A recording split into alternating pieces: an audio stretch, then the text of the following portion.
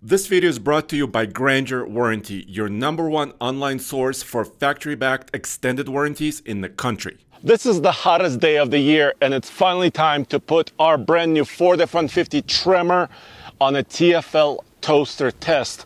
It's a towing test on a very twisty mountain road, climbing from Boulder, Colorado, all the way up towards Gold Hill. And it's a test of the cooling system, the engine, and the capability of the truck when the going gets really tough and the trailer gets really heavy. Our oil temp is holding steady right around 230, which is good. It's warm, but not too bad. Is that foot down? Almost, yes. That's first gear. Ooh, 253! Oh. No! On the transmission! Well, my friend, the thermometer in the truck says 102 degrees ambient. It does. This is a hot day. Like you said, the hottest that we've had so far this summer. Yeah. Is this maybe the hottest day that we've done this test? Yeah, because we've done several of these with different types of pickup trucks, including electric trucks. And I remember like high 90s usually, but this is one of the hottest. And this test, the TFL toaster, is 8-mile climb, and it starts right now. Yeah. Yeah. It's an 8-mile route along Sunshine Canyon, and Yes. It gets a lot of sunshine. It's aptly named. This is a very hot day, and what makes this test especially difficult is not only the elevation gains, the continuous uphill grade, but the fact that we're on a pretty low speed road, so there's not that much airflow to cool the truck down. Right. So it's we've seen trucks stop because transmissions are too hot. We couldn't proceed.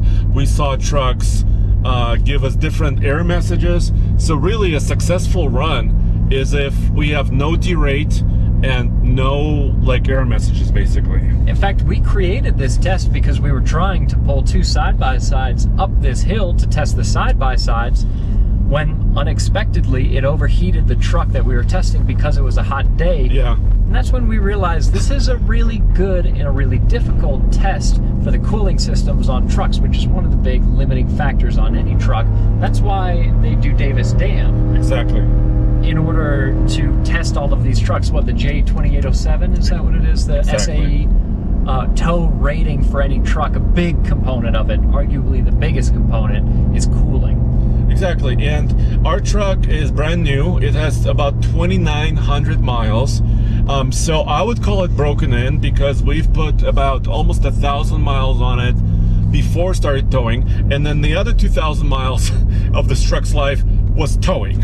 Yeah, we've come out the gate strong with this truck, doing a lot of towing. We're going to do, obviously, a pretty early oil change with this. Yeah, we'll have to after this. We're not going to wait very much longer to change oil on this truck because it's gone through a lot of heat cycles where it's gotten extremely hot. We're going to see that today. One of the great things that Ford does is they give you a gauge set that you can choose how detailed the information is on it. Because a lot of gauges show you maybe, center in from... They're kind of vague, yeah. Yeah, a lot of gauges will just show you hot or cold and the truck being somewhere in the middle, but it won't actually give you a numeric readout. On this truck and other Ford products, you can actually go into the settings and make the truck give you a specific temperature. We have a ton of temperatures here, so we've got engine coolant temp, engine oil temp, and transmission temp, all of which we're going to monitor. We had to pull this trailer from our ranch where this trailer is being stored to the start of this test, so the truck is already up to temp. Yeah. And at the moment, our coolant is around 200 degrees, transmission 220, and the oil temp 210. The trailer we're using today is this MDC USA XT19 HRT Off-Grid Extreme. All those letters and numbers mean something. It's a luxurious trailer. It's using these, look at these tires, really off-grid, off-road capable trailer that you can pull up into some more difficult terrain. And it's also the biggest trailer that MDC builds. The whole floor of the living quarters is 19 feet long, which is why it's called 19, but it's got a heavy duty frame, and end to end it's about 25 feet, and it weighs about 7,500 pounds. So it's not quite the maximum load of this truck, but the aerodynamics of this thing is huge, so it's going to be a very difficult challenge. And you know what else you should do?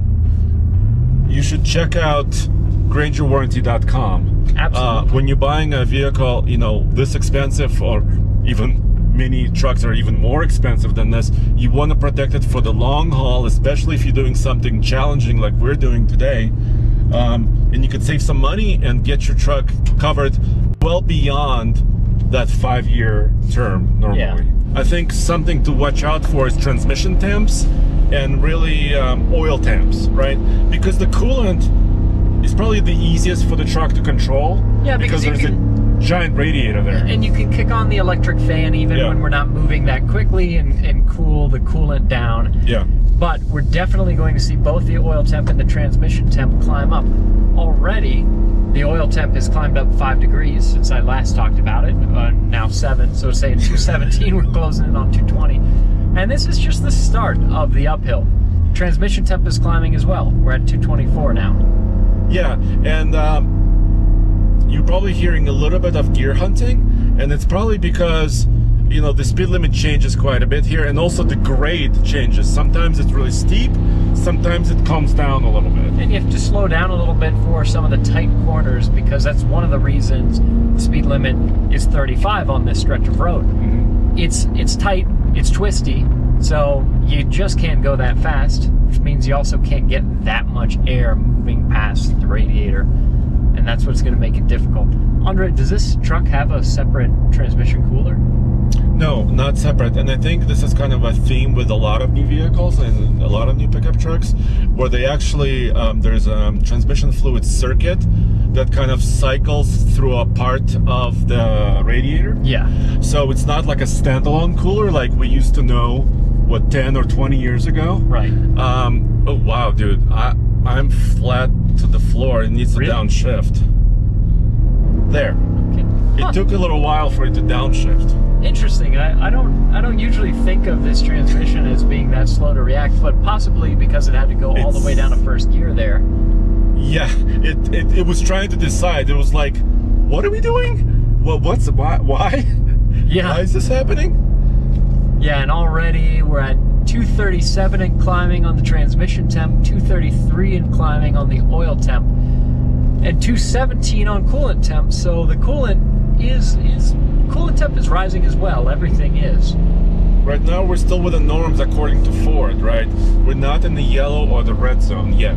Yeah, exactly. And we don't want to damage our truck, but this is a realistic test because, again, we discovered this test, or first did this test accidentally, because we were trying to pull a trailer, which was normal day, up to the top of this mountain. People live up at the top of this mountain. People need to pull trailers to the top of it. So it's not anything outside of the realm of what's normal that people do with their trucks. Yeah, and we're not pulling 10,000 pounds, basically the rating of this F-150.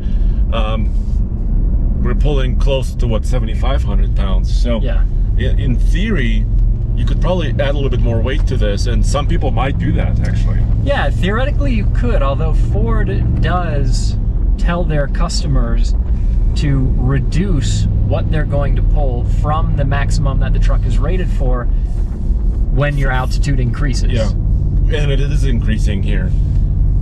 In fact, I think we may have one of the pages. Yeah, do you have one? We're at 6,600 feet right now. Okay. Boulder is just over 5,000. And Ford tells you if you're, a couple thousand feet above sea level, incrementally you have to reduce how much you're going to pull, or at least that's what they recommend. Exactly. And they kind of determine it by the gross combined weight rating of the entire truck and trailer, and like decreasing it by 1 or 2% every 1,000 feet of climb. Yeah. It's similar for like an airplane. If you're a pilot, for sure, you can kind of understand that terminology as well. Yeah, because your performance is going to be different at altitude versus sea level. Yeah. And Davis Dam is not nearly the altitude that we have here. No, it's below, but of course that's in Arizona and Nevada, and the temperatures there are way hotter.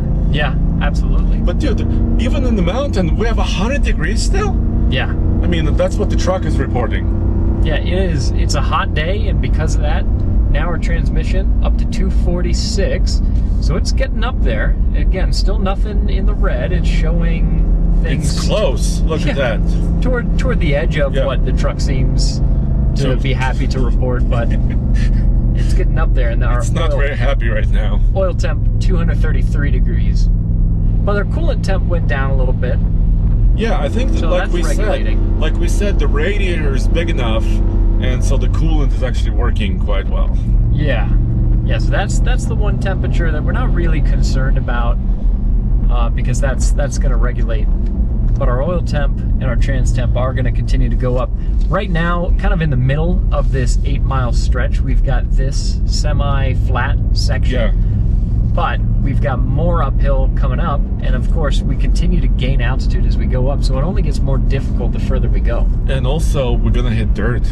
So this has been a paved road so far, but then we're gonna hit a dirt road, and there's a lot of washboard potential there, and it becomes really difficult. In case, of course, this is our 5-liter Coyote V8. The engine has been in this truck for a very long time, and the horsepower for this 2025 model is the same. 400 horsepower, 410 pound-feet of torque. It's a 10-speed automatic transmission and a 373-to-1 rear axle. Let's pretend we're gonna go camping, right? We're going into the mountains right now. That's true. This is definitely the kind of thing that someone would use that trailer for. Be to go uphill into a beautiful area in the mountains, like where we're heading towards Gold Hill, and camp with their nice trailer. One thing I do love about this truck, Andre, is that noise. Coyote noise. Yeah, right there. Good. Bam! Wide open. Well, not quite wide open, but yeah, it's nice. So we're almost at the halfway point. Dude, I'm a little nervous about the transmission. 242 still. Yeah. So it's definitely getting up there, and once again, it's not going to get any easier as we transition now onto dirt. I'm selecting 4-wheel drive high. I don't have 4-wheel drive auto in this particular version of the Tremor. If you buy the little bit more equipped Tremor, you can get that, but we don't have that. Yeah, and 4 Auto is a nice feature to have, especially when you're in a place like where we are here in Colorado. A lot of times in the winter, we'll get snow, and then the snow will partially melt on sunny sections of the road, but not in shady sections when you're driving through the trees. And so you'll be back and forth between dry pavement and snow pretty often. So I like having a truck with the option for 4 Auto. It's definitely an option that I would spring for. But going into 4-wheel drive on this stretch of dirt is going to make sense, because once the road gets steep again, we might be struggling a little bit for traction over the gravel. And also, if we lose momentum, I mean, we still need to make progress, right? It would be really hard if we lost momentum on this road. Yeah, and so far, over the dirt, suspension is still feeling pretty good. The truck feels nice. How does it feel from the driver's seat? It's amazing. And I think this road was graded recently, probably, because I'm not seeing a lot of washboard section yet. Yeah, it's definitely not the roughest that I've seen it. Yeah. But it is a dirt road, so you get an idea of how comfortable the vehicle is going over top of this surface. And I think this Tremor is actually a good companion for this trailer, because they're both, off-road versions. And right now we're getting some washboard road. Yep. Right there. But this truck seems to be well matched. Dude, we're going 19 miles an hour. Yeah. 18 miles an hour. Yeah, and this is as fast as you would want to go through this section, especially pulling a trailer. Yeah. The flat section of road that we just passed through did let our temperatures drop a little bit, so we're sitting at 228 on the oil temp, 240 on the transmission temp, now back to 242, now that I said it, on the transmission. So and a 205 coolant. Yeah. Yeah, so the coolant, again, no problem there. Nice. So it's gonna get steeper, and then we're almost there. I mean, we're like 70% done now. Yeah, that's I'm impressed. Yeah, we're getting toward the top. The truck seems happy. The V8's got plenty of power. It doesn't have the same kind of low-end torque delivery that an EcoBoost has. So there are times when you gotta lean in the pedal, get the truck to downshift, and deliver power more toward the top end of the rev range. But I don't necessarily mind it so much because this engine sounds good. So when this engine's working a little harder, it's pleasing. Yeah. It's not a bad sound. Sometimes you cannot say the same thing maybe for the new 4-cylinder turbocharged engines, like in mid-sized trucks for sure. Yeah, it's a whole different story. They don't necessarily sound good, but a lot of the new turbo 4-cylinders do the same thing as far as torque delivery as the EcoBoost. They give you a lot of torque in the bottom end, which is great. We're at 246 right now transmission temp, and that's up there. Dude, I just lost concentration for a millisecond. 248 now. No! Yeah, that is toasty. Oh, it's so close to the yellow zone. Yeah, we're not far off. So for me, and this is a little bit owner specific, 249 now on the transmission temp. We'll see if we crest 250. If this were my truck, and maybe I'm just being sensitive, but if this were my truck, I would maybe want to go ahead and change out that transmission fluid after getting it at least any hotter than 250, especially if you do that pretty frequently. I would at least want to change it more regularly than the manufacturer recommends. So we're at 251 now on the transmission temp. No way. Our oil temp is holding steady right around 230, which is good. It's warm, but not too bad. Is that foot down? Almost, yes. That's first gear. Ooh, 253. No, on the transmission. I'm still it hasn't derated. I'm not noticing any derate yet. But we're through the steepest section. So still 100 degrees Fahrenheit reported. 255 now. Wow. Yeah, transmission is warm. Yeah, but maybe I'm being a little overly sensitive about wanting to change the transmission fluid after getting it over 250. Up to you guys. You guys can battle it out in the comments. Let us know. Yeah, let us know. I would be a little oversensitive if I spent as much money as this truck costs, which is how much, Andre? We paid almost $63,000 for this truck. There was a discount, so we knocked it down about $5,000 from the sticker price, maybe $6,000. So we did get a deal on this. We're still climbing. Yeah, and with an investment like that, I just think that you can't be too cautious with fluids. But again, some of that is going to come down to the owner. But I would say if you're frequently running your transmission temp over 250, probably going to want to shorten those intervals. Yeah. So we're almost right there. Yeah. Come on, foot down. That's our stop. 253.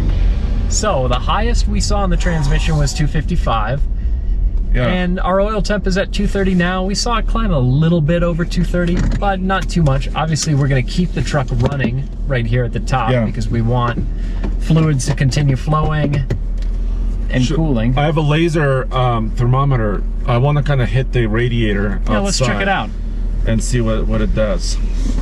It went back to 255. Tell you what, Andre, I can feel heat coming off of the truck. Yeah. I can hear the fan, and also this lower section on this 5-liter is a closed bumper. This section is usually open for like an EcoBoost truck, right? Yeah. It says 124, which is actually not that hot. Right there at the front. Can you cast it through the grill at the radiator? 111. So the radiator is staying very, very cool.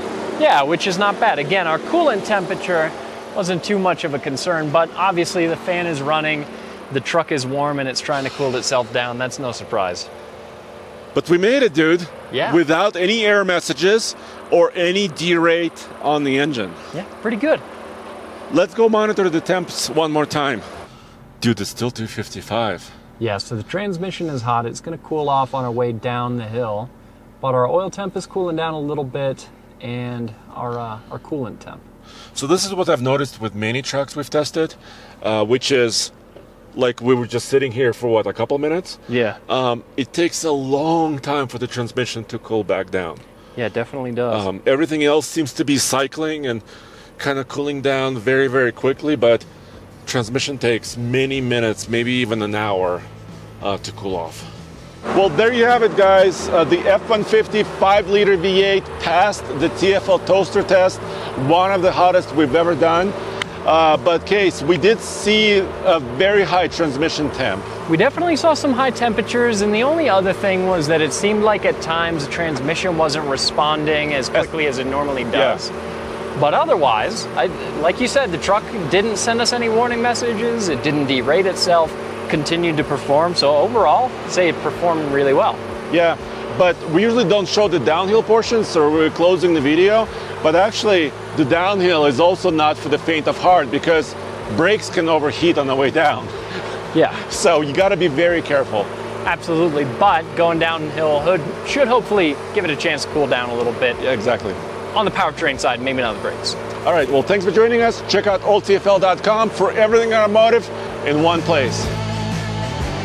When Kase and I was sitting in the truck, the transmission remained at a very hot temperature, but as soon as we started heading down the mountain, as you could see in this shot right here, the transmission temperature started to come down. In fact, it got all the way to approximately 220 degrees within about 4 to 5 miles of driving. So that's what I would recommend.